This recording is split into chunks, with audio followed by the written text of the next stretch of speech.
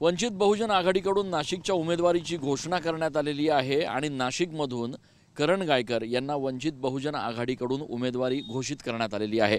मराठा आरक्षणाच्या मुद्द्यावर संपूर्ण राज्यभर आंदोलन उभे करणारे करण गायकर आता वंचित बहुजन आघाडीचे नाशिकचे अधिकृत उमेदवार असणार आहेत। आपल्यासोबत स्वतः करण गायकर आहेत। खूप खूप अभिनंदन। वंचित आघाडीकडून आपल्याला उमेदवारी घोषित करण्यात आलेली आहे। महत्त्वाचा सगळ्यात नेमका मुद्दा काय असणार आहे की ज्या मुद्द्यावर आपण निवडणुकीला सामोरं जाणार? मराठा आरक्षणासाठी गेल्या अनेक वेळा या मतदारसंघातून आम्ही मराठा खासदार निवडून दिले, परंतु ते खासदार सातत्याने अपयशी ठरले।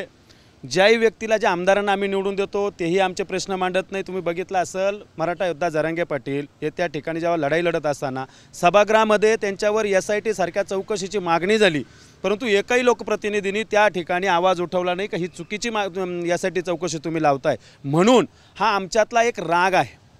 आता आम्हाला जनतेच्या दरबारात जाऊन ती मतं मागून त्या न्यायालयात ज्या ठिकाणी आमच्या मराठ्यांचा अपमान केला जातो, ज्या ठिकाणी मराठा आरक्षणावर कोणी बोलत नाही, त्या ठिकाणी आम्हाला आमची भूमिका मांडण्यासाठी या ठिकाणी उमेदवारी मी करतोय।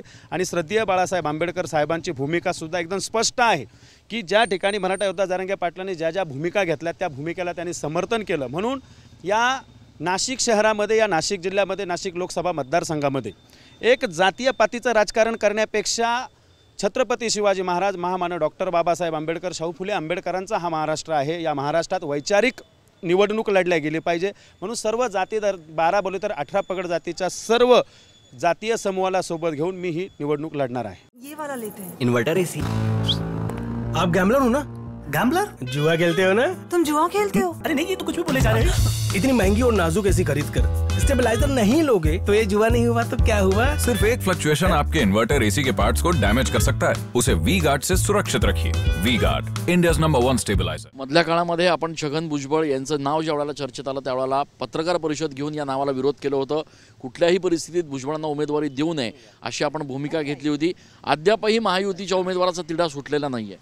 हे बघा, छगन भुजबळांना विरोध करण्याचं एवढंच काय माझा त्या व्यक्तीला विरोध आहे, नाही की कुठल्या जातीला विरोध आहे। या निवडणुकीमध्ये या नाशिक लोकसभा मतदारसंघात जर त्यांनी उमेदवारी केली तर जातीय विष पेरल्या जातं आणि आमच्या खेड्यातला समाज बांधव एकमेकाच्या विरोधात उभा राहतो। त्यामुळे समाजात वाद लागू नये, समाजात ते निर्माण होऊ नये आणि ग्रामीण भागाची संस्कृती एका ताटात सगळी जेवणारी, एका पारावर सगळी बोलणारी मंडळी ही एकत्र राहावी, यासाठी मी भुजबळ साहेबांच्या उमेदवारीला विरोध केला होता। भुजबळांनी या मतदारसंघात उभं राहायचं काही कारणच नाही ना। अहो, या ठिकाणी तुम्ही जर जातीय विष घालणार असेल, एका समाजाला जर तुम्ही वेटीस धरणार असेल, त्याच्यावर जर अन्याय करणार असेल तर तुम्हाला उमेदवारी करण्याचा अधिकारच नाही आहे। आणि त्यांनी ते सिद्ध करून दाखवलं। सातत्यानं कुठल्याही समाजाला जर काही मिळत असेल, आदिवासी समाजाला काही मिळत होतं, धनगर समाज त्यांच्या अंगावर सोडले। मराठा समाजाला काही मिळत आहे तर OBCना त्यांच्या अंगावर सोडायचं काम भुजबळांनी केलं, म्हणून त्या भुजबळांना आम्ही विरोध केलेला होता। आणि या मतदारसंघात राजकारण, जातीय विरहित राजकारण करून दाखवणं हे माझं कर्तव्य आहे आणि मी ते करून दाखवणं। आपल्यासमोर राजाभाऊ वाजे, त्यासोबतच महायुतीचा जो उमेदवार असेल त्याचं एक तगडं आव्हान असणार आहे। कसं आव्हानाला समोर जाणार? हे तगडं आव्हान म्हणण्यापेक्षा मी या उमेदवारांना एवढंच विचारेल, तुम्ही आत्तापर्यंत समाजासाठी केलं आहे काय? तुम्ही 12 बलुतेर 18 पगड जातीसाठी तुमचं काम काय? तुम्ही कधी आंदोलनं केले का? या लोकांसाठी यांच्या प्रश्नांवर कधी आवाज उठवला आहे का?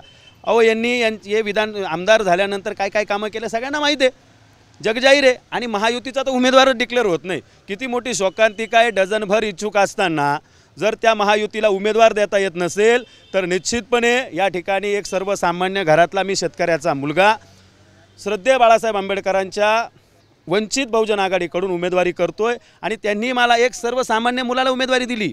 अहो, पक्ष कसे चालवावे हे बाळासाहेब आंबेडकरांकडनं शिकलं पाहिजे की तुम्ही या देशामध्ये एक सर्वसामान्य, बाबासाहेबांनी ज्या घटनेत अधिकार दिला, प्रत्येक माणसाला मूलभूत अधिकार दिला मतदान करण्याचा, निवडणूक लढण्याचा, त्याच विचारावर बाळासाहेबांनी आज ही मला उमेदवारी दिली।